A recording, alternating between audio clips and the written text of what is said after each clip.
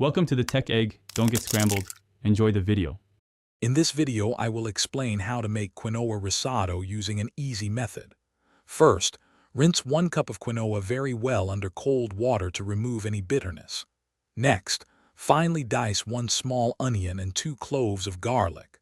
Finally, warm 4 cups of vegetable broth in a separate pot, keeping it hot for later use. This preparation ensures a smooth cooking process.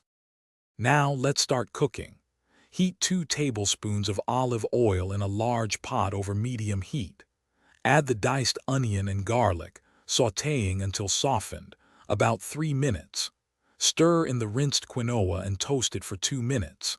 Then, pour in 1/2 cup of dry white wine, stirring until it is completely absorbed by the quinoa. This is where the magic happens. Begin adding the warm vegetable broth, 1 cup at a time, stirring continuously until each addition is fully absorbed before adding more. This gradual process helps create a creamy texture. Continue this for about 15 to 20 minutes, or until the quinoa is tender and the risotto has a rich, creamy consistency. To finish, remove the pot from the heat and stir in 1/4 cup of grated Parmesan cheese and 2 tablespoons of butter. This adds a lovely richness and creaminess.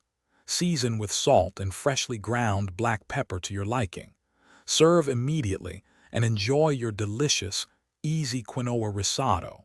Don't forget to check the description for a link to the Owala water bottle and other great deals. Thanks for watching. Consider subscribing if I helped unscramble your problems.